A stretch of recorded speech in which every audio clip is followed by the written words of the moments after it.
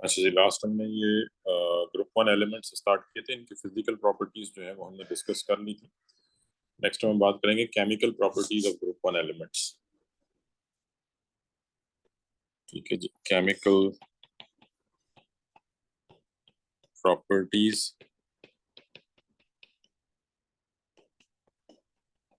Of group one. ठीक है, means their reactions. तो group one elements, group one metals, they are highly reactive metals. ठीक है, पहले तो एक चीज ये ध्यान में रहे कि they are highly reactive metals. ठीक है, they are highly reactive metals. Reason क्या है? मेटल्स की रिएक्टिविटी डिपेंड करती है किस चीज के ऊपर, कि how easily it loses electron. ठीक है, तो reactivity of metal depends on how easily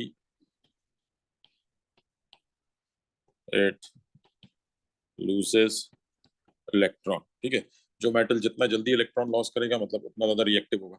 तो क्योंकि इनके पास वैलेंस शेल में सिर्फ एक इलेक्ट्रॉन होता है, that's why they are highly reactive. So as they only have as group 1 metals have only one electron in the valence shell, therefore they are highly reactive.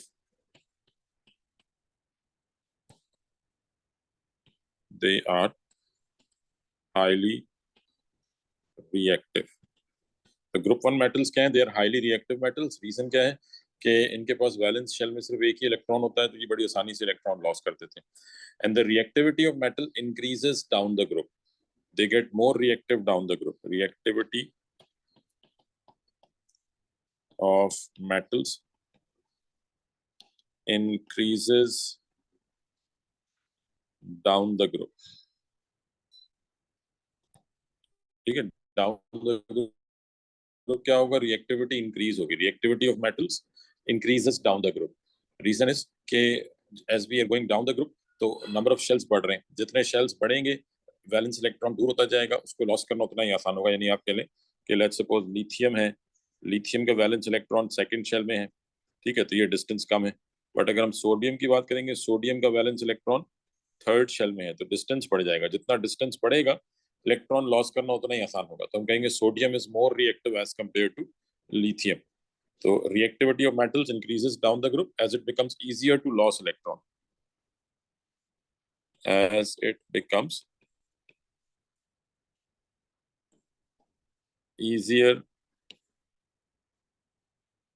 to lose electron. ठीक है, जैसे जैसे down the group जा रहे हैं reactivity बढ़ रही है, क्योंकि इलेक्ट्रॉन जो है वैलेंस इलेक्ट्रॉन दूर होता जा रहा है। ठीक है, the distance between electron and nucleus increases due to increase in number of shells. तो ग्रुप वन मेटल्स जो हैं they become more reactive down the group. हाँ जी, ये क्लियर है बेटा बात? इसमें कोई कंफ्यूजन किसी को?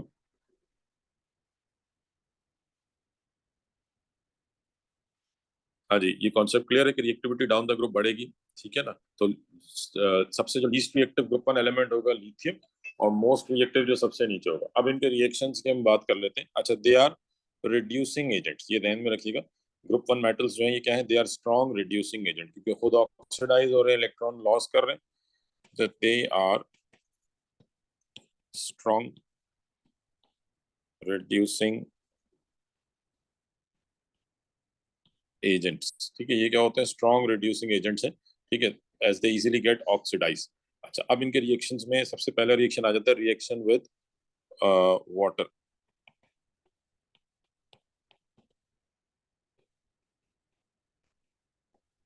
Cold water. ठीक है, reaction with cold water. Cold water means के हम इनका रिएक्शन देख रहे हैं विद लिक्विड वाटर, यानी जब वाटर जो है वो लिक्विड स्टेट में है, तो in that phase we are observing their reaction. ठीक है, तो let's suppose lithium है. When lithium solid is added into water liquid. अच्छा, अब ये जनरल रिएक्शन ध्यान में रखें, ये हमने मेटल में ही पढ़ा था. When metals वाले चैप्टर में कि when metal is added to water तो क्या बनता है, मेटल हाइड्रोक्साइड. तो यहाँ क्या बनेगा, lithium hydroxide aqueous plus hydrogen gas. ठीक है, तो lithium hydroxide plus hydrogen gas. तो एक तो ये चीजें मेरे कि कोई भी ग्रुप 1 एलिमेंट होगा, इसको जब वाटर में ऐड करेंगे तो we get metal hydroxide plus hydrogen gas. अब because lithium is less dense than water, ये कल ही बात हुई थी, तो lithium will float on water. Lithium floats on water as it is less dense than water. इसकी क्योंकि डेंसिटी कम है तो ये फ्लोट करता है and it moves around on the surface of water, and it moves around on the surface of water and gradually disappear.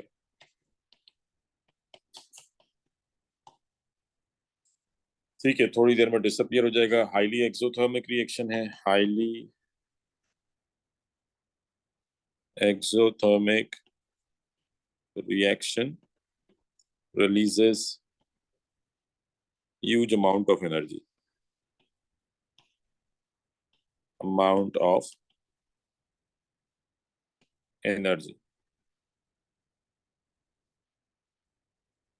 ठीक है जी, this releases huge amount of energy. Highly exothermic reaction है. और ये हो गया reaction of lithium with water. Same इसी तरीके से. अच्छा, ऐसे ही अगर हम बात करेंगे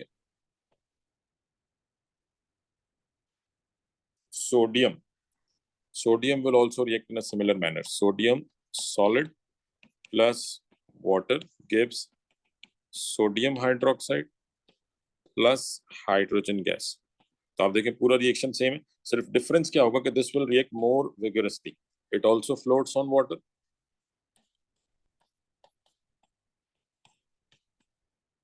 Floats on water and gradually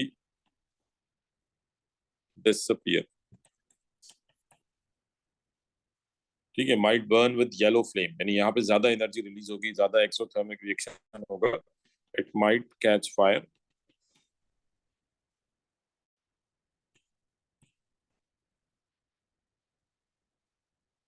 एक मिनट होल्ड कीजिएगा.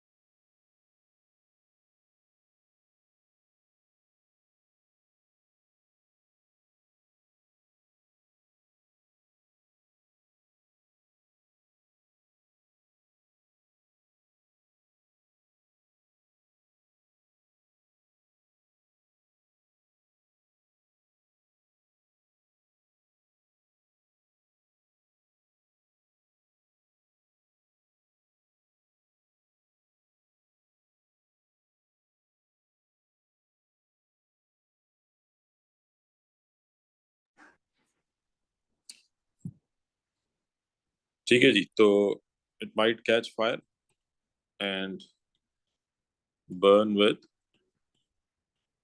yellow flame. ठीक है, और फिर ऐसे अगर हम, अच्छा यहाँ पे ये जो हाइड्रोक्साइड्स बन रहे हैं ये कलरलेस सोल्यूशन होते हैं, ये ध्यान में रहे कि these हाइड्रोक्साइड्स आर, ये जो हाइड्रोक्साइड्स फॉर्म हो रहे हैं, सोडियम हाइड्रोक्साइड, लिथियम हाइड्रोक्साइड, सो ये क्या है, these आर कलरलेस सोल्यूशन. ठीक है, and it turns red litmus paper blue क्योंकि अल्कलाइन है. ठीक है, तो the colorless solution which we get at the end of the reaction, the colorless solution which we get at the end of reaction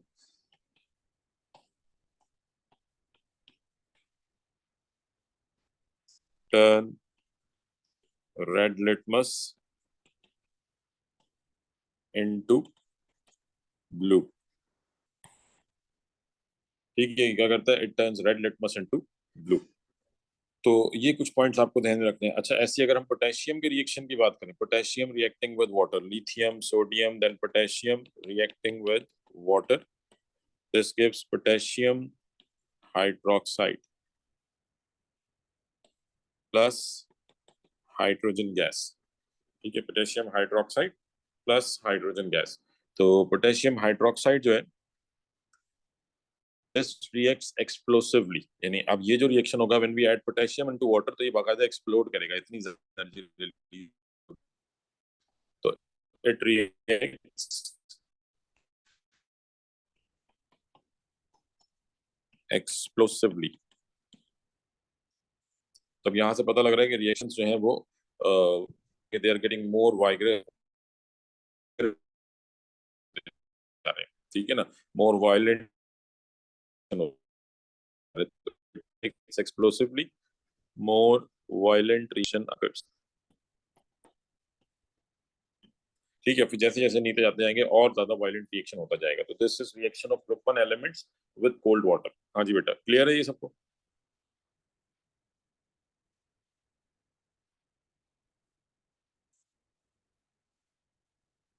ठीक है जी, ये group 1 elements का reaction हो गया किसके साथ? With cold water. अच्छा, उसके बाद नेक्स्ट हमारे पास, एक मिनट,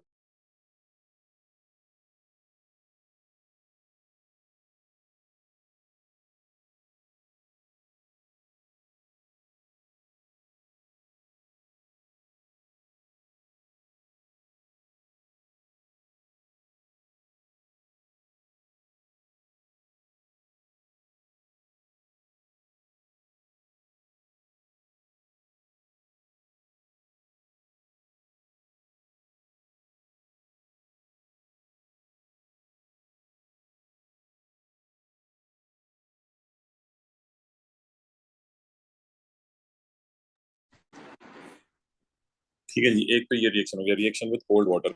नेक्स्ट है रिएक्शन विद एयर और oxygen.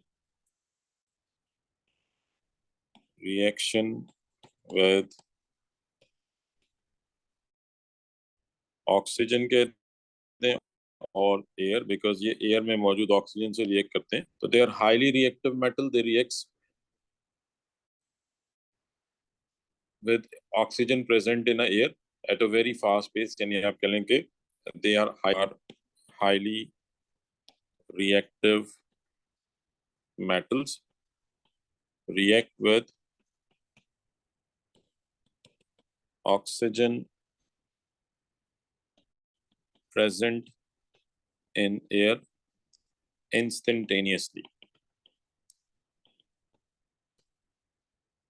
therefore they must be stored in oil, therefore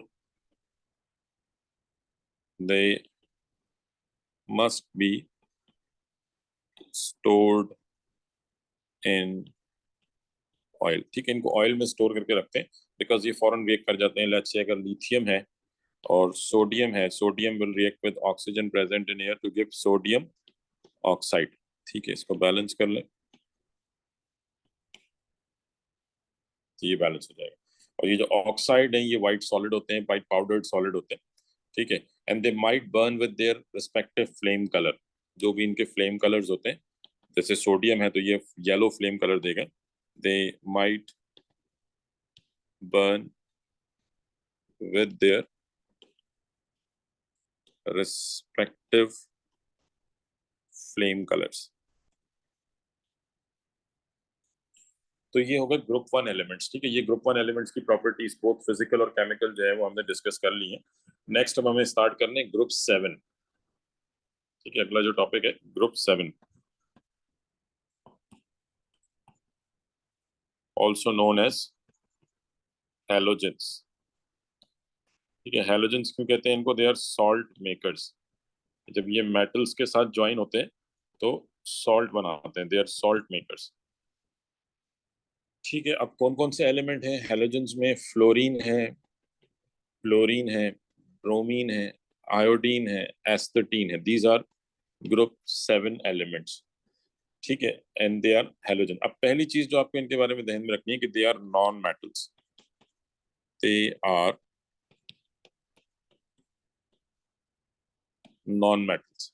ठीक है, जैसे हमने ग्रुप 1 डिस्कस किया वो मेटल्स थे, और ये नॉन मेटल्स हैं। And they exist in diatomic form, exist in diatomic form, यानी नेचर में ये आपको किस फॉर्म में मिलेंगे? डायटोमिक फॉर्म में। F2Cl2 Br2 I2, तो they exist in diatomic form. ठीक है, they are non metals, exist in diatomic form. And अब इनके हमने कलर ट्रेंड्स जो है वो थोड़ा सा डिस्कस करने। इनकी जो फिजिकल प्रॉपर्टीज है, फिजिकल प्रॉपर्टीज ऑफ हैलोजेंस।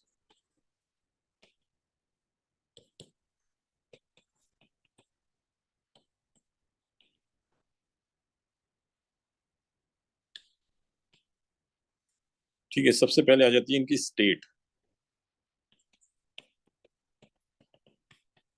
ठीक है, state. Fluorine, chlorine, F2Cl2, they are gas at RTP। Fluorine और क्लोरीन क्या है? गैस है रूम टेम्परेचर पे। ब्रोमीन इज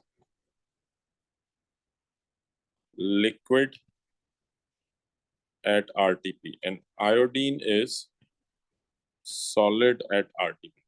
इससे क्या पता लग रहा है कि मेल्टिंग पॉइंट इंक्रीज कर रहा है डाउन द ग्रुप, क्योंकि आप देखें we are shifting from gas to solid to liquid to solid, तो दैट मींस के मेल्टिंग पॉइंट क्या हो रहा है? Melting point increases down the group. जैसे जैसे नीचे जा रहे हैं मेल्टिंग पॉइंट क्या होते जा रहे हैं? इंक्रीज करते जा रहे हैं। Melting point increases down the group. ठीक है, और उसकी वजह क्या है? Due to increase in the strength of intermolecular force, क्योंकि ये मॉलिक्यूल्स हैं, कोवेलेंट कंपाउंड्स हैं, सॉरी कोवेलेंट सब्सटेंस है। तो इनकी जो फिजिकल प्रॉपर्टीज है, मेल्टिंग बॉइलिंग पॉइंट है, it depends on strength of intermolecular force. तो melting point increases down the group, reason क्या है? Due to increase in the strength of intermolecular force. और इंटर मॉलिक्यूलर फोर्स क्यों strong होती जा रही है? ड्यू टू इंक्रीज इन मास, मास बढ़ता जा रहा है। बात समझ में आ रही है बेटा जी? ठीक है, ये हैवियर होते जा रहे हैं, मास बढ़ रहा है, जितने ज्यादा इलेक्ट्रॉन प्रोटॉन होंगे तो अट्रैक्शन उतनी स्ट्रांग होगी। हाँ जी, ये सबको क्लियर है? ठीक है जी, तो melting boiling point increases down the group. एक तो स्टेट का ट्रेंड आ गया, मेल्टिंग पॉइंट भी हमें मालूम होगा। अच्छा, उसके बाद इनकी जो डेंसिटी है, डेंसिटी दे ऑल्सो गेट मोर डेंस, क्योंकि देखिए मेल्टिंग पॉइंट का ट्रेंड ग्रुप 1 में क्या था? ग्रुप 1 में मेल्टिंग पॉइंट कम होते हैं डाउन द ग्रुप, बट यहाँ पे मेल्टिंग पॉइंट बढ़ रहे हैं। लेकिन अगर हम बात करें डेंसिटी की, नंबर 2 डेंसिटी, तो they also get more dense down the group. Density बढ़ेगी क्योंकि मास बढ़ रहा है। तो as mass increases, density increases, therefore they get more dense down the group। ठीक है, डाउन द ग्रुप क्या हो रहा है? डेंसिटी बढ़ रही है, तो they get more dense down the group. अच्छा, उसके बाद तीसरा ट्रेंड है कलर का, कलर ट्रेंड।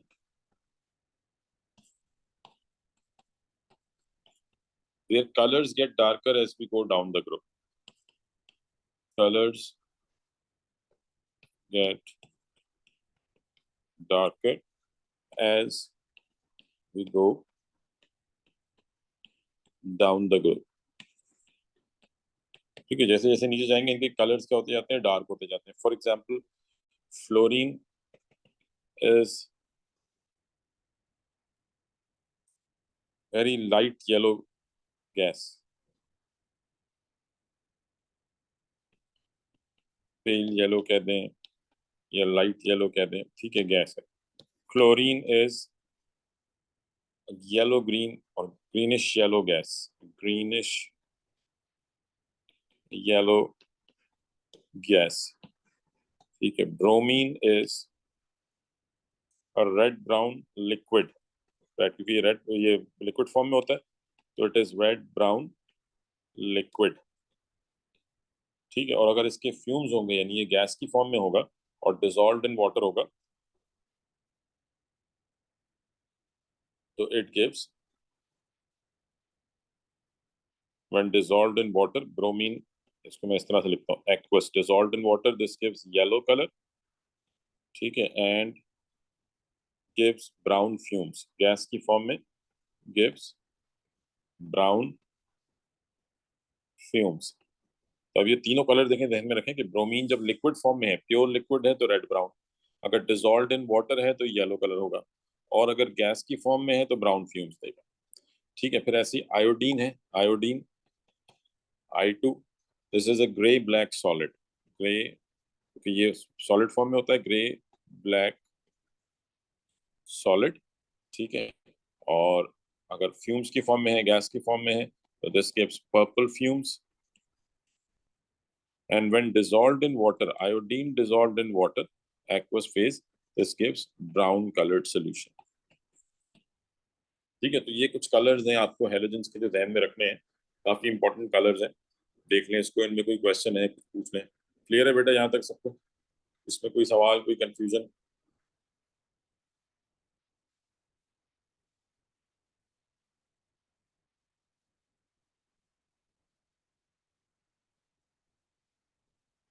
ठीक है जी, तो ये हमने कलर्स इन पे डिस्कस कर लिए। अच्छा, अब उसके बाद आ जाते हैं हम केमिकल प्रॉपर्टीज ऑफ हेलोजेंस।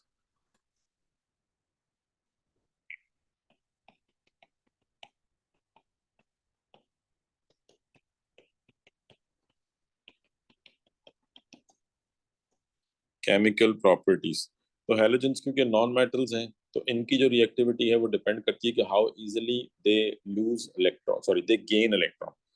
तो reactivity of halogens depends on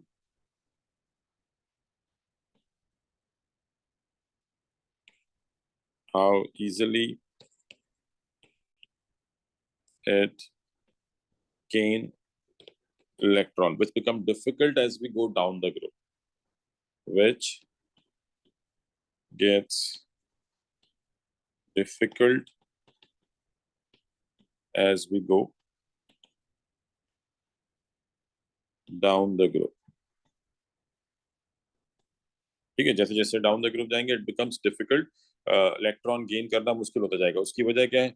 number of shells बढ़ रहे हैं, as number of shells in increases, as number of shells increases, the distance between nucleus and valence electron increases, ठीक है। Distance बढ़ेगा तो gain of electron भी मुश्किल होता जाएगा, so that's why they get less reactive down the group. समझ आ रही है बेटा ये बात? हेलोजेंस की रिएक्टिविटी, नॉन मेटल्स की रिएक्टिविटी डाउन द ग्रुप कम होती है, ये सबको क्लियर है?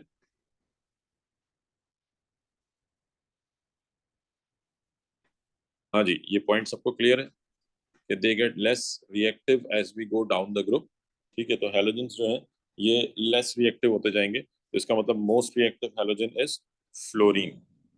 Fluorine is the most reactive halogen. तो बताएं ये एजेंट कौन से होंगे? ये ऑक्सीडाइजिंग एजेंट हैं या रिड्यूसिंग एजेंट्स हैं? दे आर ऑक्सीडाइजिंग एजेंट्स और दे आर रिड्यूसिंग एजेंट्स?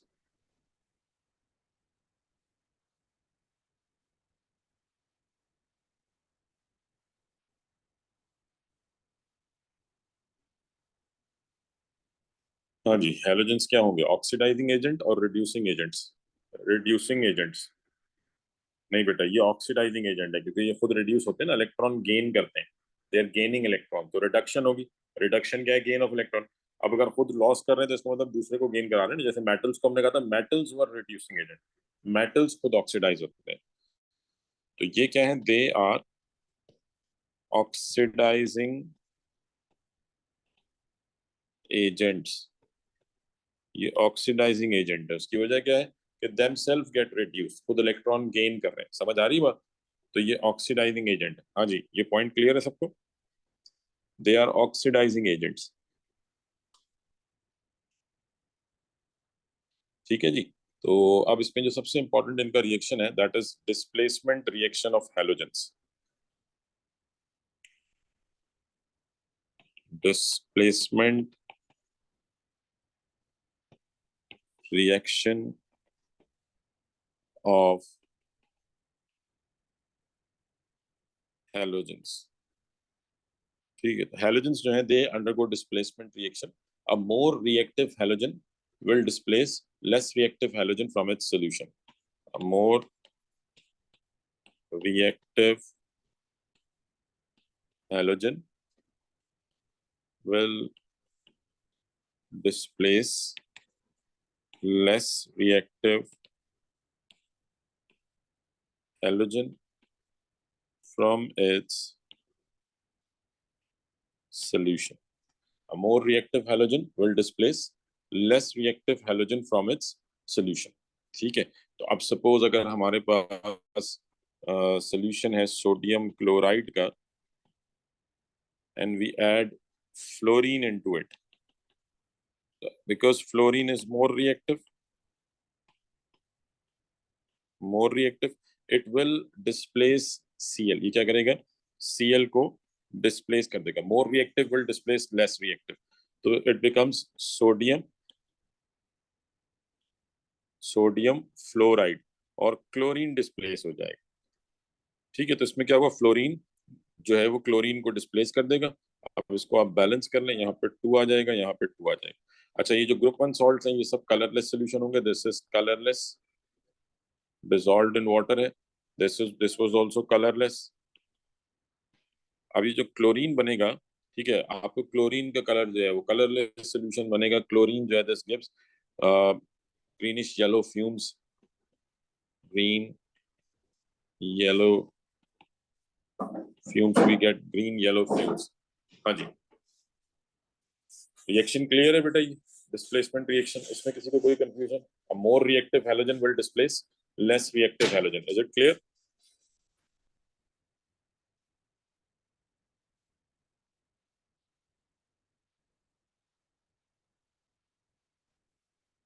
जी बेटा, ये सबको क्लियर है? अच्छा, अब सपोज अगर हमारे पास रिएक्शन हो, let's say if we react iodine reacts with sodium bromide, तो बताएं रिएक्शन होगा या नहीं होगा? Iodine reacting with sodium bromide, reaction will occur or not? Iodine reacting with sodium bromide.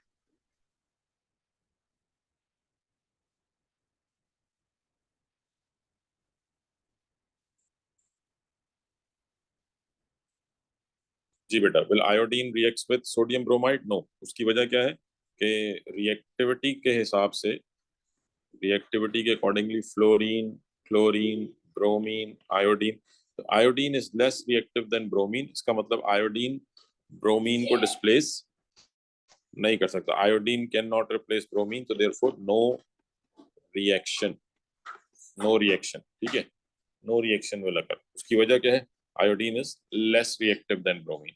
ठीक है जी, 1 मिनट होल्ड कीजिए।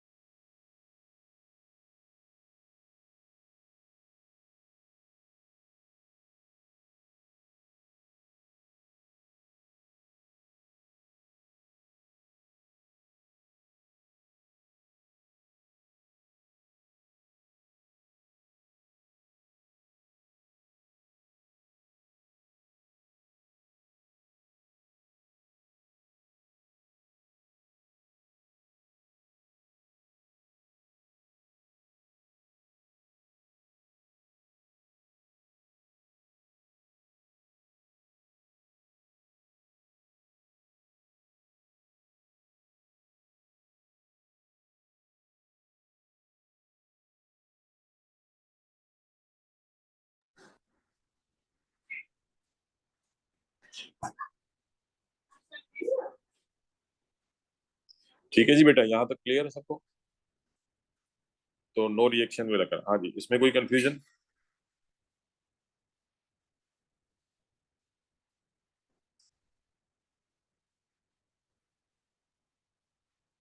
अच्छा बेटा, इसमें हमने सिंपल ये बात की कि जो मोर रिएक्टिव हैलोजन है, जैसे यहाँ पे देखने पॉइंट हमने क्या डिस्कस किया था कि more reactive halogen will displace less reactive halogen from its solution.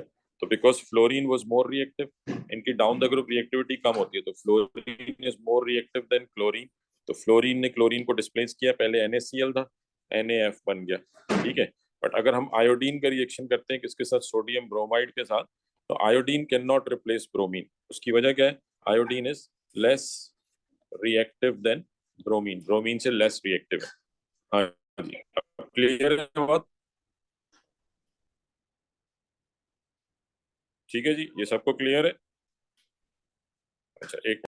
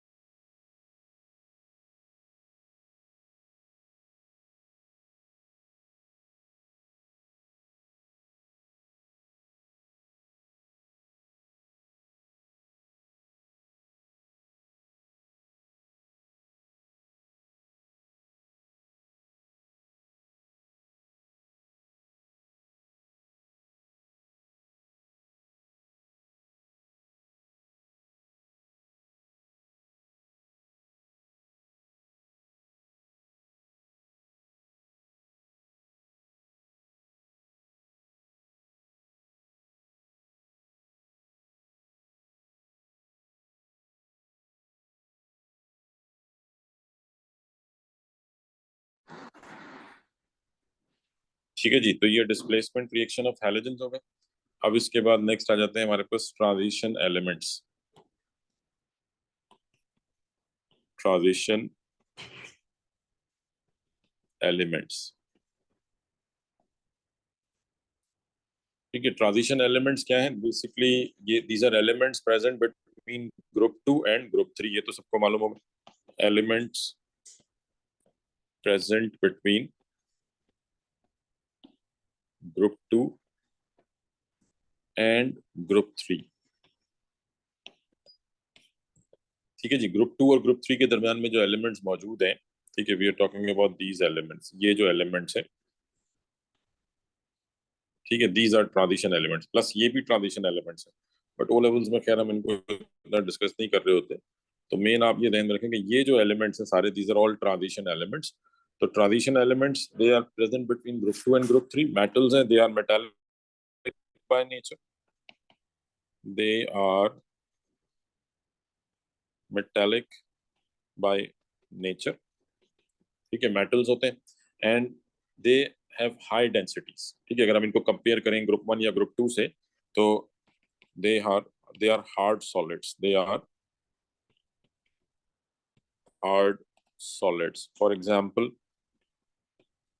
Iron है, कॉपर है, गोल्ड है, ठीक है, ये सब के सब हार्ड सॉलिड्स हैं, हैव हाई डेंसिटीज। तो इनकी जो एक आप कह लें कि इनको अगर हम कंपेयर करें ग्रुप 1 या ग्रुप 2 से, तो उनके मुकाबले में इनकी डेंसिटीज काफी ज्यादा हाई होती हैं। ठीक है, और क्योंकि डेंसिटी हाई है, स्ट्रॉन्ग मेटालिक बॉन्ड्स होते हैं, strong metallic bonds therefore have high melting points। ठीक है, जैसे हमने ग्रुप 1 की बात की थी, ग्रुप 1 के लो मेल्टिंग पॉइंट्स थे, इनके मेल्टिंग पॉइंट्स काफी ज्यादा हाई होते हैं क्योंकि ये स्ट्रॉन्ग मेटालिक बॉन्ड बनाते हैं। तो मेल्टिंग पॉइंट्स जो है वो काफी ज्यादा हाई होते हैं। ठीक है, और एक और जो इनकी स्पेशल करेक्टरिस्टिक है कि they have variable oxidation states. ठीक है, इनका चार्ज फिक्स नहीं होता, ऑक्सीडेशन नंबर वेरी करता है। जैसे आयरन है, iron could be +2, iron could be +3। Group 1 में फिक्स था +1, ग्रुप 2 में फिक्स था +2। यहाँ वेरिएबल होता है। ऐसे लेट्स सपोज क्रोमियम है, क्रोमियम कुड बी +2,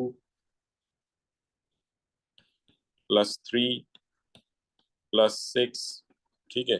और दूसरे एलिमेंट है, तो ये जो ट्रांजिशन एलिमेंट्स हैं they have variable oxidation numbers. अब उसका रीजन क्या है वो कोई नहीं पूछेगा आपसे, बस सिंपल ये ध्यान में रखें कि there are variable oxidation numbers. तो this is one reason why we call them transition element, के ऑक्सीडेशन नंबर चेंज होता रहता है, ठीक है। And number 4, they form coloured compounds, यानी ये सारी वो प्रॉपर्टीज हैं जो नॉर्मल मेटल्स में नहीं होती, ये ट्रांजिशन मेटल्स में मिलेंगी। तो दे फॉर्म कलर्ड कंपाउंड, ये कलर्ड कंपाउंड बनाते हैं, ठीक है। जैसे फॉर एग्जांपल कॉपर है, कॉपर के सोल्यूशन के कलर क्या होते हैं, this gives blue coloured solution, ठीक है। Chromium Cr3+ gives green coloured solution, cobalt 2+ gives pink coloured solution, ठीक है। तो ये इनके कलर होते हैं, ये कलर्ड सोल्यूशन देते हैं। अगेन इसका भी रीजन कोई नहीं पूछेगा आपसे, जस्ट आपको ये ध्यान में रखना है कि दे फॉर्म कलर्ड सोल्यूशंस। और लास्ट जो इनकी प्रॉपर्टी आपको ध्यान में रखनी है कि they act as a catalyst, ठीक है। Transition elements and their compounds, transition elements and their compounds act as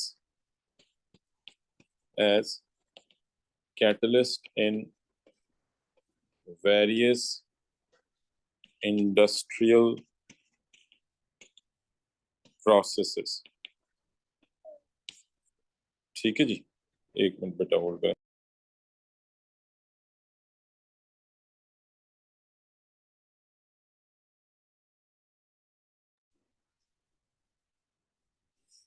ठीक है जी। तो transition elements and their compound act as a catalyst in various industrial processes. Again इसका भी reason हमें नहीं पढ़ना, हमें सिर्फ ये पॉइंट्स ध्यान में रखने के। कलर्ड सॉल्यूशन बनाते हैं, वेरिएबल ऑक्सीडेशन नंबर होता है, एज अ कैटलिस्ट यूज होता है। फॉर एग्जांपल आयरन है, this can be used as a catalyst in Haber process, iron as a catalyst use होता है हेबर प्रोसेस में। ऐसे प्लैटिनम यूज होता है इन कैटालिटिक कन्वर्टर्स, ये ईयर में पढ़ा है हमने। ऐसे निकल यूज होता है इन हाइड्रोजनेशन ऑफ अल्कीन्स, अल्कीन्स में जो हाइड्रोजन ऐड करते हैं। ऐसे V2O5 vanadium pentoxide in contact process. तो ये these are they are used as catalyst in various industrial process, ठीक है। ये रिएक्शन को स्पीड अप करने के काम आते हैं। हाँ जी, क्लियर हो गई बात यहाँ तक? इसमें कोई कंफ्यूजन?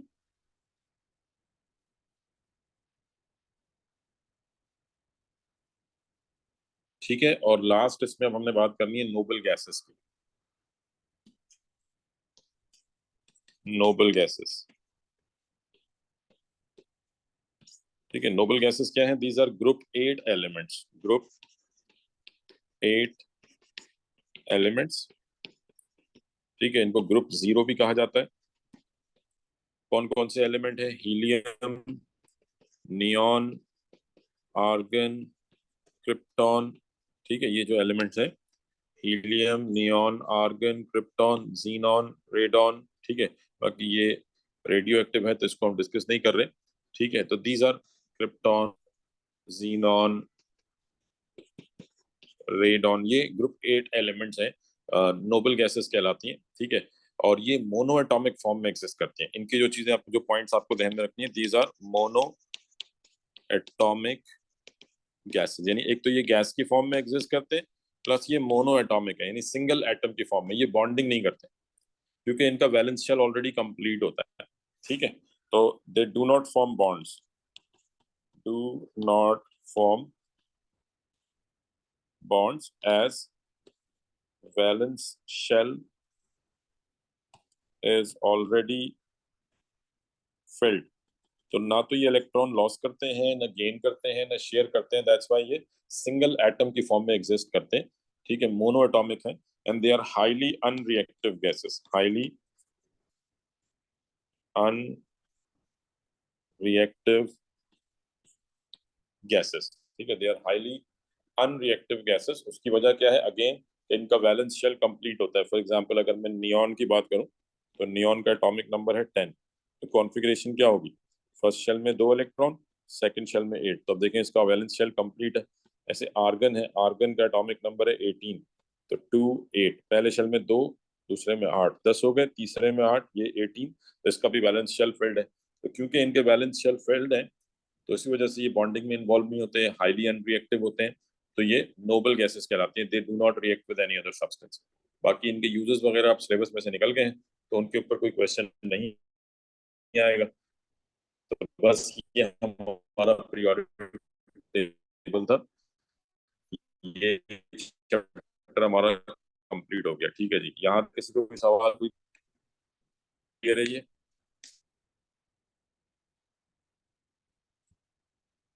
जी बेटा, ये सबको क्लियर है?